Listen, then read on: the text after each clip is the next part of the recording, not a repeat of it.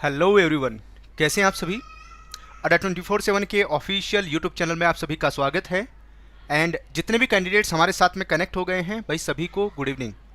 And मेरी आप सभी से एक छोटी सी रिक्वेस्ट रहती है कि इस वीडियो को लाइक और शेयर ज़रूर करें।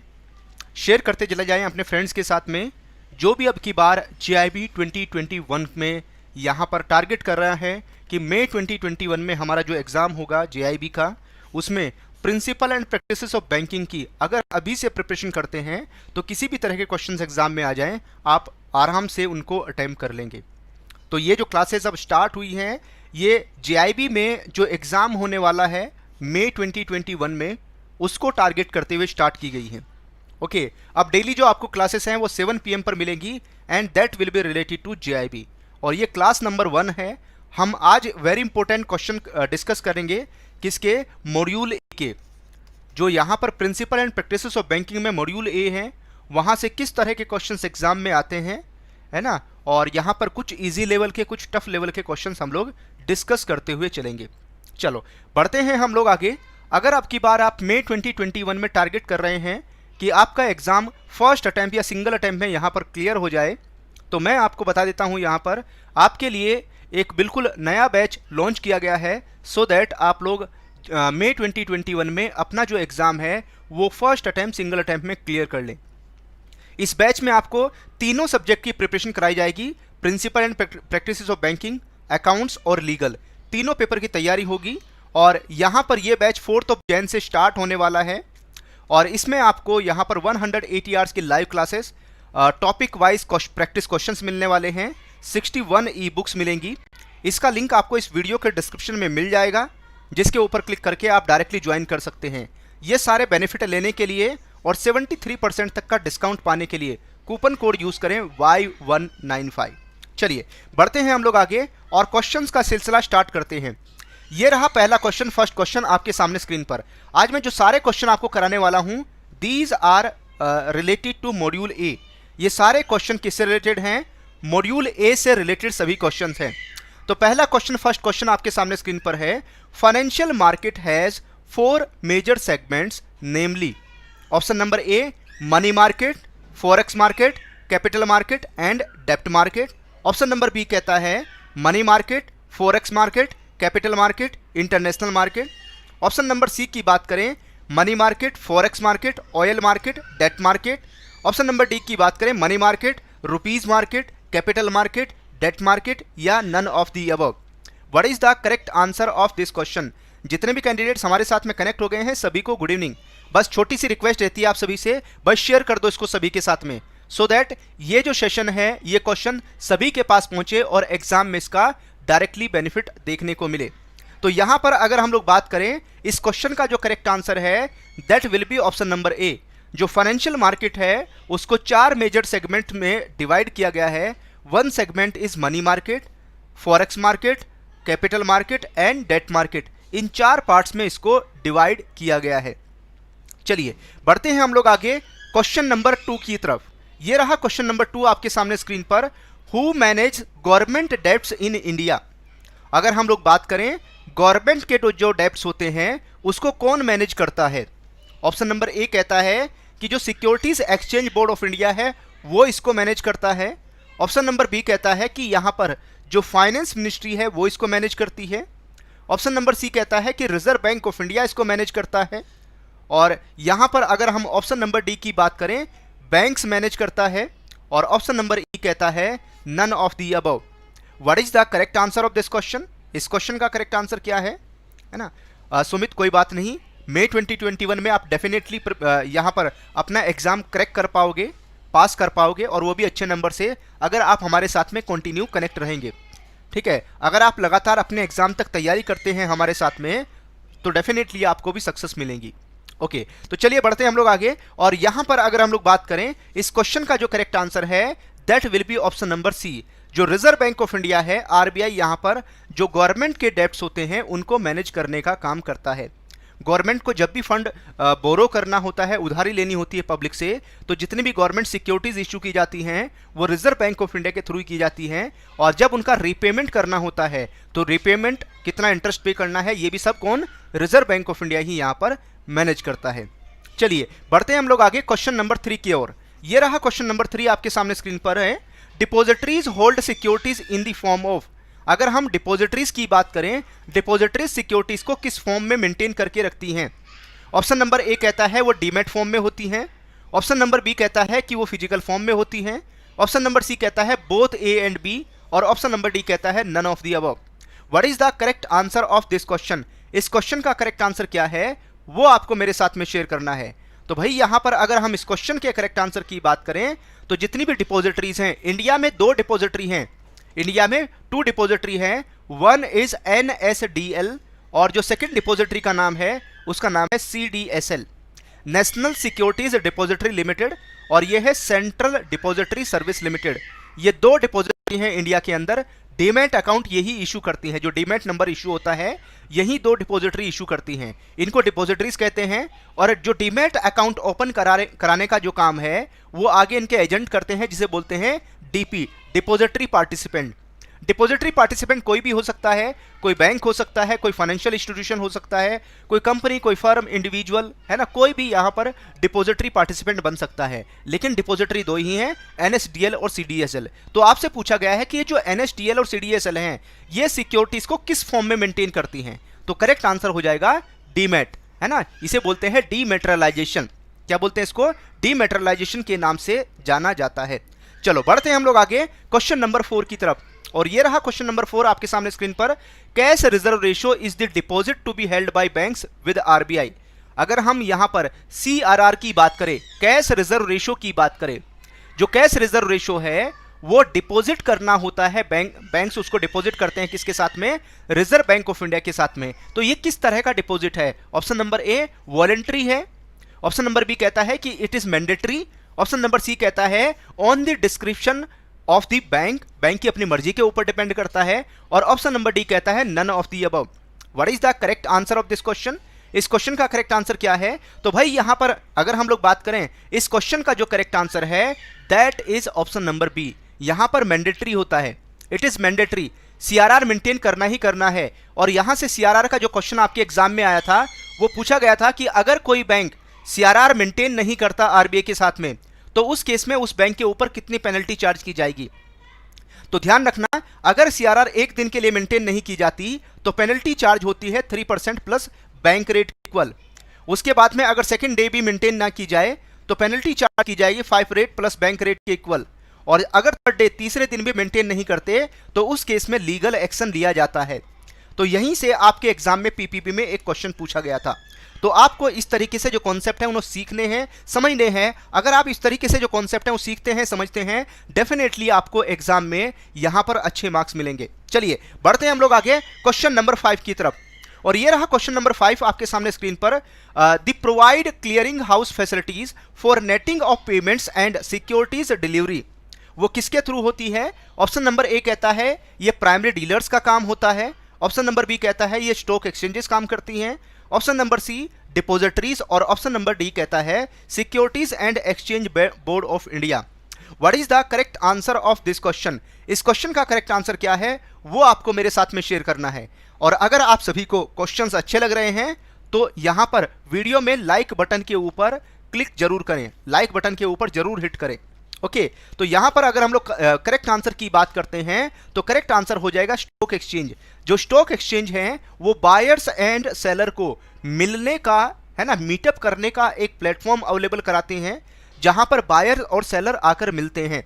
और यहां पर जो बायर एंड सेलर हैं वो आपस में क्या कर सकते हैं, जो सिक्योरिटीज हैं वो क्लियरिंग हाउस के थ्रू यहां पर उनकी नेटिंग की जाती है। मतलब बायर को सिक्योरिटीज मिल जाती है और यहां पर सेलर को पेमेंट रिसीव हो जाती है ना। ये किसके थ्रू होता है? Stock exchange. और स्टॉक एक्सचेंज में इंडिया में 2 बड़े स्टॉक एक्सचेंज का नाम आता है NSE, नेशनल स्टॉक एक्सचेंज, और दूसरा जो नाम आता है that is BSE, Bombay stock exchange. चलिए बढ़ते हैं हम लोग आगे क्वेश्चन नंबर 6 की तरफ। और ये रहा क्वेश्चन नंबर 6 आपके सामने स्क्रीन पर। अगर हम क्वेश्चन नंबर 6 की बात करें इसका करेक्ट आंसर क्या होगा? Urban cooperative banks are control by. अगर हम इंडिया में अर्बन कोऑपरेटिव बैंक्स की बात करें इन्हें कौन कंट्रोल करता है? ऑप्शन नंबर ए कहता है कि इनको नाबार्ड कंट्रोल करता है। Option number B state government control करती है। Option number C Reserve Bank of India control करता है। Option number D securities exchange board of India control करता है, या option number E both B and C? What is the correct answer of this question? इस question का correct answer क्या है वो आपको मेरे साथ में शेयर करना है। तो यहां पर अगर हम इस क्वेश्चन के करेक्ट आंसर की बात करें तो that will be option number ई, यानी जो यूसीबी, इनको शॉर्ट में क्या बोलते हैं? इनको शॉर्ट में यूसीबी के नाम से जाना जाता है। It means urban cooperative bank. जो अर्बन कोऑपरेटिव बैंक है उनको यहाँ पर जो स्टेट गवर्नमेंट है और रिजर्व बैंक ऑफ इंडिया, ये दोनों यहाँ पर कंट्रोल करते हैं, इन दोनों के पास में कंट्रोल हो जाता है। ओके, चलिए बढ़ते हैं हम लोग आगे, क्वेश्चन नंबर 7 की तरफ मूव करते हैं। और ये रहा क्वेश्चन नंबर 7 आपके सामने स्क्रीन पर। Leasing, hire purchase and bill discounting are the domain of. अगर हम लोग बात करें यहाँ पर ये किस चीज का डोमेन है, यहाँ पर चाहे हम लीजिंग की बात करें, चाहे हम हायर परचेज की बात करें या बिल डिस्काउंटिंग की बात करें, इनमें से वो कौन सा है जो सबसे ज्यादा इसमें इन्वॉल्व रहता है? ऑप्शन नंबर ए कहते हैं इस क्वेश्चन का आपको मोस्ट अप्रोप्रिएट आंसर टिक करना है। तो यहां पर नाम आता है नॉन बैंकिंग फाइनेंस कंपनीज यानी एनबीएफसी का नाम आता है। ऑप्शन नंबर बी कहता है म्यूचुअल फंड्स का नाम आता है। Option number C commercial banks. Option number D कहता है none of the above. What is the correct answer of this question? इस क्वेश्चन का करेक्ट आंसर क्या है? तो यहां पर अगर हम इस क्वेश्चन के करेक्ट आंसर की बात करें, जो नॉन बैंकिंग फाइनेंशियल कंपनीज होती है वो लीजिंग, हायर परचेज और बिल डिस्काउंटिंग का काम करते हैं। लीजिंग क्या होता है, हायर परचेज क्या होता है, बिल डिस्काउंटिंग क्या होता है, एनबीएफसी कौन होती है? हमारे साथ में लाइव क्लासेस में कनेक्ट होइए, हमारे साथ में लाइव क्लासेस में जुड़िए, तो आपको ये सब कुछ लर्न करने को मिलेगा, ये सब कुछ आपको सीखने को मिल जाएगा। चलो बढ़ते हैं हम लोग आगे क्वेश्चन नंबर 8 की तरफ। और ये रहा क्वेश्चन नंबर 8 आपके सामने स्क्रीन पर। नोट्स, जिन्हें हम बोलते हैं participatory notes, commonly known as P notes और promissory participatory notes are instrument issued by. इनको कौन इशू करता है ये आपको बताना है। तो ऑप्शन नंबर ए कहता है कि इनको जो एफडीआई है, फॉरेन डायरेक्ट इन्वेस्टमेंट या इन्वेस्टर्स, यहां पर इशू करते हैं। ऑप्शन नंबर बी कहता है कि जो एफआईआई है, फॉरेन इंस्टीट्यूशनल इन्वेस्टर्स, इसको इशू करते हैं। ऑप्शन नंबर सी कहता है securities and exchange board of India issue करता है। ऑप्शन नंबर डी कहता है ब्रोकर इशू करता है। और ऑप्शन नंबर ई की बात करें, इसको डिपॉजिटरीज इशू करती हैं। कौन इनको इशू करता है ये आपको मेरे साथ में शेयर करना है। तो भाई अगर आप जेआईबी के मई 2021 को अब की बार टारगेट कर रहे हैं तो लगातार इस वीडियो को शेयर और लाइक जरूर करते जाएं, सो दैट ये इनका बेनिफिट सभी को मिले। और हम लोग चाहते हैं कि आप ज़्यादा से ज़्यादा पास हों जेआईबी के एग्जाम में। अब की बार हमारे साथ में जितने भी कैंडिडेट्स कनेक्टेड थे उसमें से बहुत सारे जो कैंडिडेट्स हैं वो अब की बार पास कर गए हैं जेआईबी का एग्जाम। तो अब की बार हमारा टारगेट है कि आप भी अपना जेआईबी का एग्जाम पास कर लें, फर्स्ट अटेम्प्ट या सिंगल अटेम्प्ट में। तो यहां पर अगर हम लोग करेक्ट आंसर की बात करें तो दैट इज एफआईआई, यानी जो फॉरेन इंस्टीट्यूशनल इन्वेस्टर्स होते हैं वो participatory notes, P notes issue करते हैं। यहां पर किसको? उनके जो भी यहां पर इन्वेस्टर्स होते हैं उनको इशू करते हैं। और ये वो एफआईआईज होते हैं, है ना, जो यहां पर सेबी के साथ में रजिस्टर्ड नहीं है, तो उस केस में इनको पार्टिसिपेटरी नोट्स इशू करने पड़ते हैं। चलिए बढ़ते हैं हम लोग आगे क्वेश्चन नंबर 9 की तरफ। और ये रहा क्वेश्चन नंबर 9 आपके सामने स्क्रीन पर है। 1 नंबर का क्वेश्चन है। ऐसा क्वेश्चन आपको एग्जाम में 1 मार्क्स दिलाएगा। Offering all types of financial products like banking, insurance, mutual funds, share broking, commodity broking, investment, type of product like sale of gold, bullion, government corporate bonds, providing advisory services and merchant banking activities etc. all at one place. It is known as, इसको हम क्या बोलेंगे? Option number A it is known as narrow banking. Option number B कहता है it is known as retail banking. Option number C कहता है it is universal services, या इसको हम यूनिवर्सल बैंकिंग भी कह सकते हैं, है ना। उसके बाद में ऑप्शन नंबर डी कहता है it is wholesale banking. What is the correct answer of this question? इस क्वेश्चन का करेक्ट आंसर क्या है वो आपको मेरे साथ में शेयर करना है। तो भाई यहां पर अगर हम इस क्वेश्चन के करेक्ट आंसर की बात करें तो that will be option number C. इसे क्या बोलते हैं? यूनिवर्सल बैंकिंग के नाम से जाना जाता है, या इसको यूनिवर्सल सर्विसेज भी कहा जाता है। जब एक ही छत के नीचे, एक ही सिंगल ब्रांच में विजिट कीजिए और आपको ये सभी टाइप के प्रोडक्ट एक ही छत के नीचे मिल जाते हैं तो उसे बोलते हैं यूनिवर्सल बैंकिंग। जैसे आप बिग बाजार जाते हैं, अपनी नीड का, अपनी ज़रूरत का सारा सामान आपको एक ही छत के नीचे मिल जाता है, ऐसे ही जब किसी बैंक ब्रांच में आप विजिट करते हैं तो उस केस में एक ही छत के नीचे आपको सब सारे प्रोडक्ट मिल जाते हैं, तो उसे क्या बोलते हैं? यूनिवर्सल बैंकिंग के नाम से या यूनिवर्सल सर्विसेज के नाम से जाना जाता है।